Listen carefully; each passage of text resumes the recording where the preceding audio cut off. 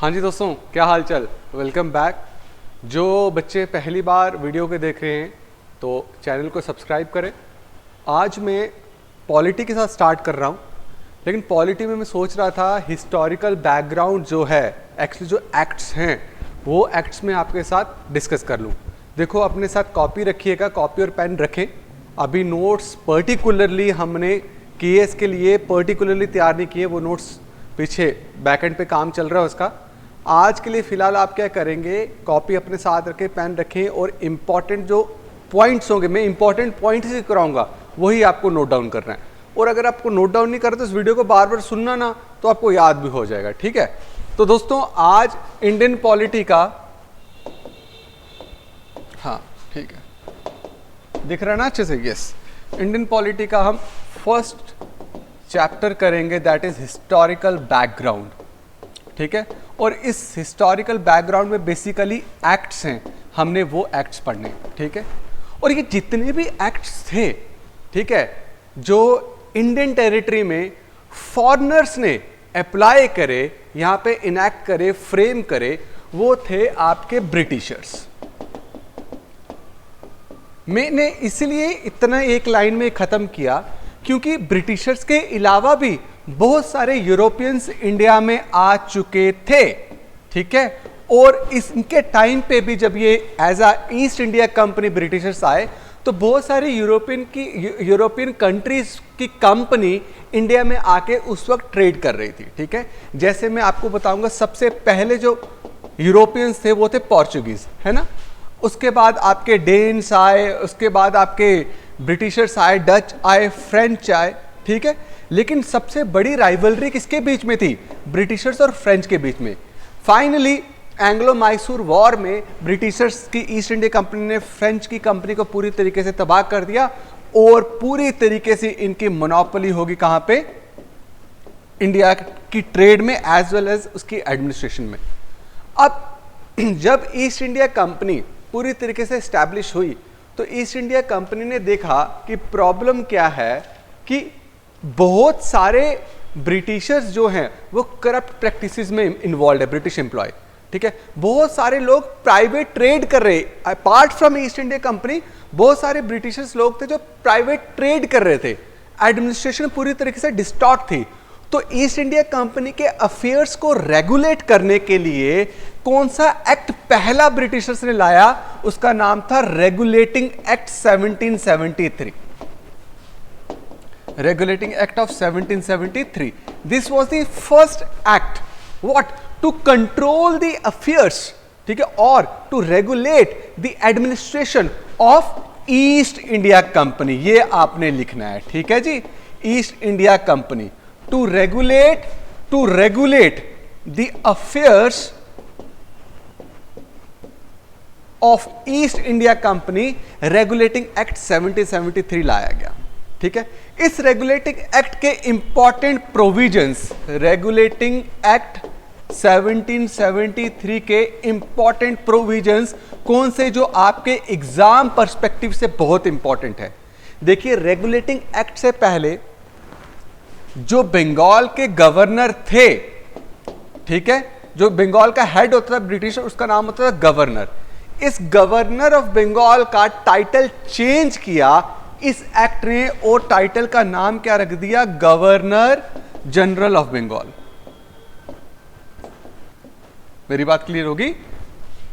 Governor general of Bengal, governor of Bengal was replaced by governor general of Bengal and the first governor general of Bengal was Warren Hastings. कौन थे वो? Warren Hastings. याद रहेगा बच्चा आपको, ये इंपॉर्टेंट है आपके एग्जाम पर्सपेक्टिव से कि वैरन हेस्टिंग्स कौन थे? He was the first governor general of Bengal. और गवर्नर जनरल ऑफ बंगाल ने किस टाइटल को रिप्लेस किया था? गवर्नर ऑफ बंगाल को रिप्लेस किया था। उसके बाद दोस्तों, उसके बाद हम देखेंगे इसमें और कौन से प्रोविजंस हैं। देखो, 3 प्रेसिडेंसीज होती थी, मद्रास, बंगाल एंड कलकत्ता। ठीक है, ये तीनों इंडिपेंडेंट प्रेसिडेंसीज थी रेगुलेटिंग एक्ट 1773 से पहले। इन कलकत्ता और आपके मद्रास प्रेसिडेंसी, सॉरी कलकत्ता नहीं, कलकत्ता की जगह यहां पे आएगा Bombay, really very sorry. Bombay और मद्रास प्रेसिडेंसी को किसके कंट्रोल में लाया गया? बंगाल प्रेसिडेंसी के कंट्रोल में लाया गया। मतलब now these presidencies were not independent, these presidency were subordinate of what? Bengal presidencies, Bengal presidency. Clear हो गया? समझ गए? अब एक और, कोर्ट ऑफ डायरेक्टर्स, ये मैं रेगुलेटिंग एक्ट की बात ही कर रहा हूं। कोर्ट ऑफ जो डायरेक्टर्स थे जिसके 24 मेंबर्स थे, कोर्ट ऑफ डायरेक्टर्स के जिसके 24 मेंबर्स थे, इनको ये क्यों बनाया गया इसे कोर्ट ऑफ डायरेक्टर्स को under regulating act 1773? To oversee the affairs of East India Company. Court of director को बनाया गया था। बाद में हम पढ़ेंगे कि कोर्ट ऑफ डायरेक्टर्स को किस एक्ट ने, ब्रिटिश के किस एक्ट ने एबॉलिश कर दिया था। मैं तो फिर उस वक्त जब वो एक्ट पढ़ाऊंगा आपको वापस करेक्ट करने की कोशिश करूंगा। ठीक है, आपने ये लिख लिया होगा। उसके बाद चलते हैं हम आगे। सुप्रीम कोर्ट को एस्टैब्लिश किया गया कहां पे? कलकत्ता में। ठीक है, और इसमें कौन कौन थे? 1 चीफ जस्टिस और 3 जजेस। ठीक है, ये याद रखेंगे। देखो मैंने आपको 4 प्रोविजन बता दिए अंडर रेगुलेटिंग एक्ट 1773। अब एक चीज और इंपॉर्टेंट क्वेश्चन आ सकता है, कौन से एक्ट ने, विच एक्ट प्रिवेंटेड, ठीक है, द ब्रिटिश एम्प्लॉय, ठीक है, किसमें इन्वॉल्व होने के लिए, to if they are involve in corrupt practices, वो कौन से थे? आपका यही रेगुलेटिंग एक्ट 1773 था। रेगुलेटिंग एक्ट 1773 ने क्या किया कि this act prevented any British employee to participate और टू एक्सेप्ट ब्राइब। मतलब अब आप कोई भी करप्शन, किसी भी तरीके से कोई भी क्या कहते हैं इलीगल एक्टिविटीज में आप इन्वॉल्व नहीं होगे। रेगुलेटिंग एक्ट 1773 ने किया। अब आते हैं हम नेक्स्ट एक्ट पढ़ते हैं। मैं बाकी बीच में छोड़ रहा हूं, आपके प्री पॉइंट ऑफ व्यू सबसे ज्यादा इंपॉर्टेंट है वही करेंगे। उसका आ गया, नेक्स्ट आ गया charter act 1833। This is very important. Charter act कौन सा है दोस्तों? 1833।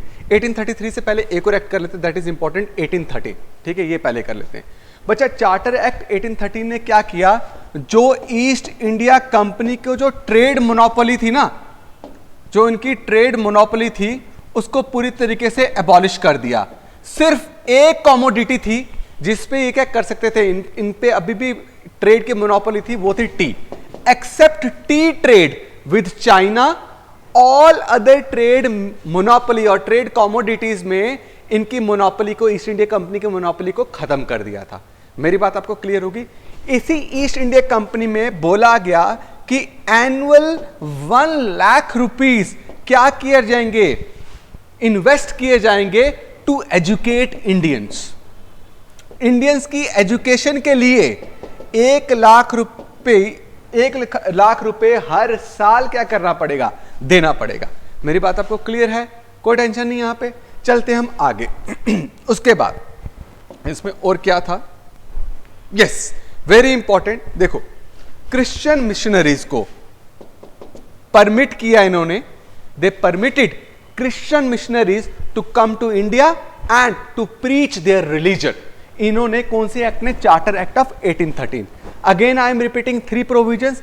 ईस्ट इंडिया कंपनी ने ट्रेड मोनोपोली एबॉलिश कर दी एक्सेप्ट 1 कॉमोडिटी जिसका नाम था टी। टी आप ट्रेड करते रहोगे चाइना के साथ, ईस्ट इंडिया कंपनी को बोला, बाकी सारा ट्रेड जो मोनोपोली है खत्म।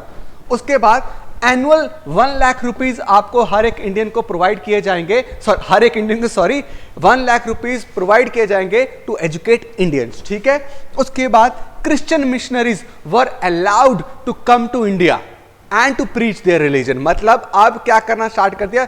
दिस वाज द रीजन कि रिवॉल्ट ऑफ 1857 में एक जो फैक्टर है, जो फैक्टर हम बोलते हैं कौन सा? रिलीजियस फैक्टर, उसमें यह भी आता है कि क्रिश्चियन मिशनरीज ने जब कन्वर्जन करवाना स्टार्ट कर दी हिंदूज की और मुस्लिम्स की इनटू क्रिश्चियनिटी, यह भी रीजन था रिवॉल्ट ऑफ 1857 का, वन ऑफ द रीजंस। ठीक है, क्लियर है दोस्तों? चलें आगे। अब चार्टर एक्ट ऑफ 1813 किया हमने, अब हम करेंगे चार्टर एक्ट ऑफ 1833।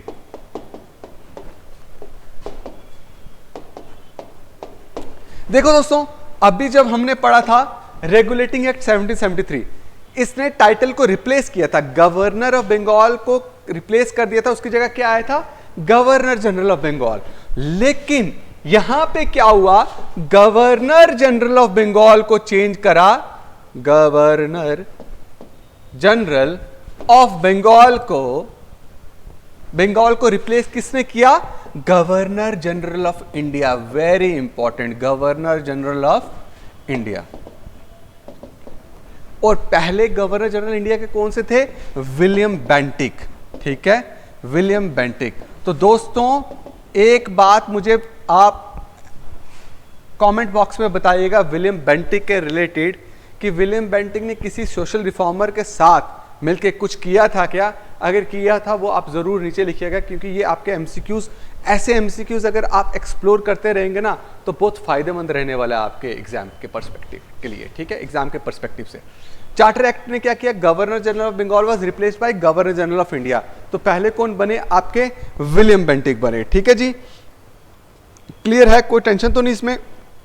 मैं इसमें पहली बार यही रखता हूं कि भाई क्या कहते हैं, आपको इससे अलावा रखने की जरूरत नहीं है। अच्छा, पहली बार इंडियंस को अलाउ किया गया, ठीक है, टू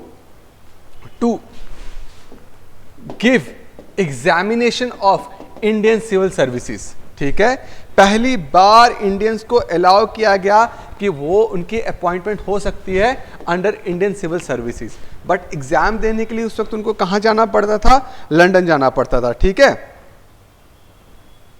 क्लियर है जी, समझ गए, कोई प्रॉब्लम नहीं है ना। मैं एक्चुअली चार्टर एक्ट ऑफ 1833 में मैं आपको इतना ही करवाता हूं, इससे ज्यादा आपको इंपॉर्टेंट नहीं है। ठीक है जी, हाँ एक और चीज आप जरूर कर सकते हो कि सेंट्रल लेजिस्लेटिव काउंसिल जो है, जो सेंट्रल लेजिस्लेटिव काउंसिल थी, उसने क्या किया कि जो बॉम्बे और मद्रास जो है, सेंट्रल लेजिस्लेटिव काउंसिल ने क्या किया कि जो बॉम्बे और मद्रास जो है, उनके पास जो लेजिस्लेटिव पावर्स थी, कानून बनाने की जो पावर्स थी, वो उनसे क्या कर ली गई भाई, छीन ली गई, उनकी रिस्ट्रिक्ट कर दी गई। याद रखिएगा, legislative powers of Bengal, sorry Bombay and Madras presidency was restricted, ठीक है, बाय सेंट्रल लेजिस्लेटिव असेंबली।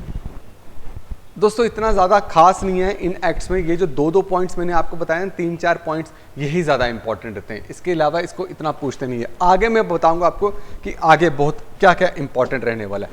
अब जो सबसे इंपॉर्टेंट एक्ट रहने वाला है, जो आपको इसमें पढ़ना ही पढ़ना है, that is government of India act 1858। कौन सा, गवर्नमेंट ऑफ इंडिया एक्ट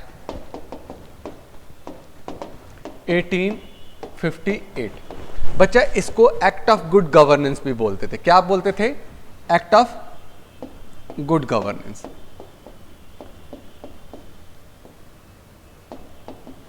अब 1858 से पहले एक बहुत बड़ा इंसिडेंट हुआ था, बहुत बड़ा इंसिडेंट, मतलब इंसिडेंट तो नहीं बोल सकता मैं, बहुत बड़ा इवेंट था जो 1 साल तक चला, जिसका आज भी हिस्ट्री बहुत सारी बॉलीवुड मूवीज के थ्रू भी बताई जाती हैं।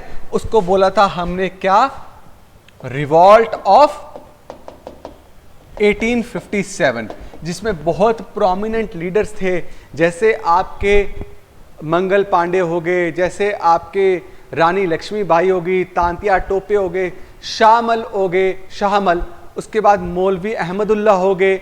ये बहुत ही बड़े बड़े क्या कहते हैं उस वक्त के लीडर्स खिलाफ हो गए थे ब्रिटिशर्स के, और हर किसी के अपने अपने रीजंस थे।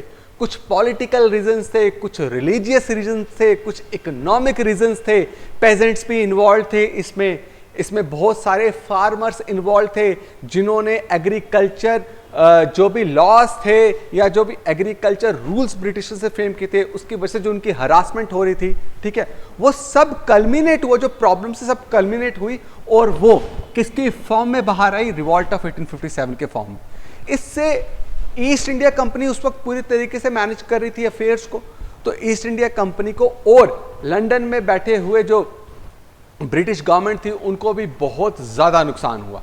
तो उन्होंने फर्दर ऐसा कोई इंसिडेंट ना हो, और इंडियन जो स्पेशली इंडियन प्रिंसेस हैं और इंडियन प्रिंस थे जो, उनको थोड़ा पैसिफाई करने के लिए इन्होंने क्या किया, गवर्नमेंट ऑफ इंडिया एक्ट 1858 लाया, ठीक है, जिसको एक्ट ऑफ गुड गवर्नेंस भी बोलते हैं।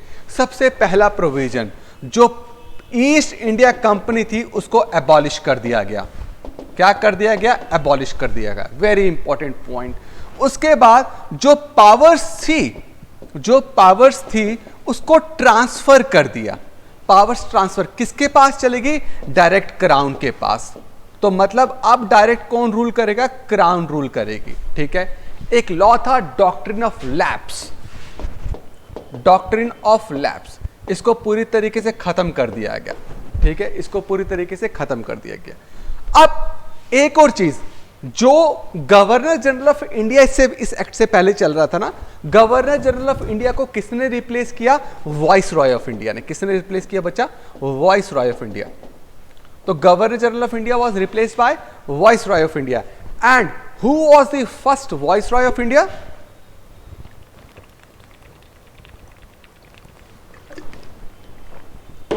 Who was the first Viceroy of India? The first Viceroy of India was Lord Canning. Lord Canning के टाइम पे ही रिवॉल्ट ऑफ 1857 हुआ था, याद रखिएगा, ये बहुत इंपॉर्टेंट है। वॉइसरॉय ऑफ इंडिया आए, अब एक नई पोस्ट क्रिएट की गई। उससे पहले पोस्ट क्रिएट करने से पहले कोर्ट ऑफ डायरेक्टर्स, मैंने अभी कुछ आपको बताया था कोर्ट ऑफ डायरेक्टर्स को लेके। कोर्ट ऑफ डायरेक्टर्स को क्या कर दिया? एबॉलिश कर दिया। एक और बोर्ड होता था, उसका नाम था board of directors, court of directors and board of directors. If I am not wrong, कभी कभी मुझसे स्पेलिंग मिस्टेक हो जाते हैं, तो एक बार मुझे लेट मी चेक।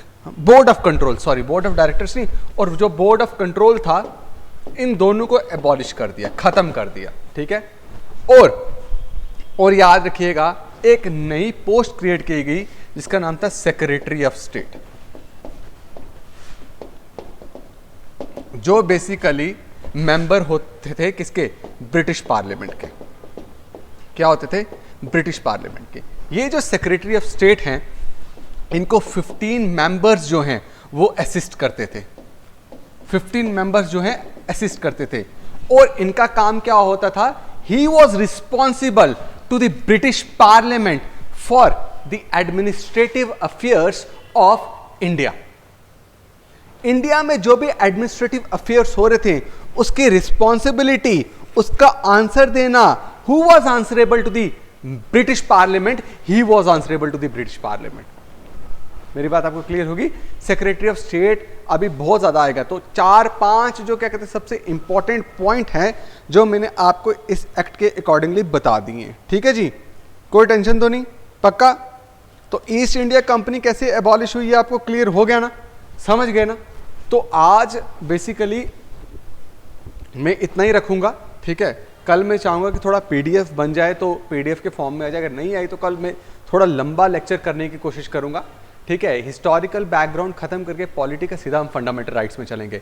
मैं इसलिए हिस्टोरिकल बैकग्राउंड में जा रहा हूं क्योंकि आप लास्ट के 4-5 साल के पेपर देखो तो आपको जरूर इन एक्ट्स में से कोई ना कोई क्वेश्चन जरूर मिलेगा, ठीक है, पर्टिकुलरली जो मैं करवा रहा हूँ उस एक्ट्स में से, ठीक है। थैंक यू सो मच दोस्तों, घबराओ ना और अपने आप को अंडर एस्टिमेट ना करो। 2 महीने में तैयारी हो सकती है, ठीक है। जो क्या कहते हैं कमेंट करते हैं कि भाई 2 महीने में तैयारी नहीं हो सकती, उन्हें पहले ही अपने दिमाग में जो इमेज बना लिया है उसको हम रिमूव नहीं कर सकते, उसको हम करेक्ट नहीं कर सकते, वो उनकी प्रॉब्लम है। But those who are ready to give their best, तो मैं बोलूँगा कि आपको आज से ही अपना बेस्ट देना चाहिए, आज से तैयारी करना स्टार्ट करो, बहुत हेल्पफुल रहेगा। और हालांकि ऐसा देखो ना, अब तो जेकेपीएससी ने इसको कंटिन्यू कर दिया, ये कंटिन्यू चेंज चल चुकी है कि मेंस खत्म हुआ, साथ में नोटिफिकेशन, आगे नोटिफिकेशन, तो एटलीस्ट, और मैं आपको बोल रहा हूँ कोई टफ नहीं है कि 4 महीने अगर आपके पास लास्ट में बचते, अगर प्री आप क्लियर करते भी हो, कोई बच्चे बोले प्री क्लियर करते तो 4 मंथ्स में तैयार नहीं होता, भाई साहब 4 मंथ्स में मेंस तैयार हो सकता है। एक प्रॉपर गाइडेंस, प्रॉपर स्ट्रैटेजी के साथ मेंस तैयार हो सकता है। और यकीन मानो मेंस आसान है लिखना, अगर आप एक प्रॉपर अप्रोच रखोगे, मेंस आसान है, मेंस टफ नहीं है। आप इस बार के मेंस के क्वेश्चन पेपर उठाओ, लेवल बहुत अच्छा था, बट ऐसा कोई क्वेश्चन नहीं, 3-4 क्वेश्चन को छोड़ के जिसमें आपको ये ना लगे कि मैं इसमें कुछ नहीं लिख सकता था, आप कुछ लिख सकते थे, इतना जनरलाइज पेपर था, ठीक है दोस्तों। तो मिलते हैं कल नेक्स्ट वीडियो में। आप बिल्कुल कॉन्फिडेंटली अपनी तैयारी स्टार्ट कर दें। All the best.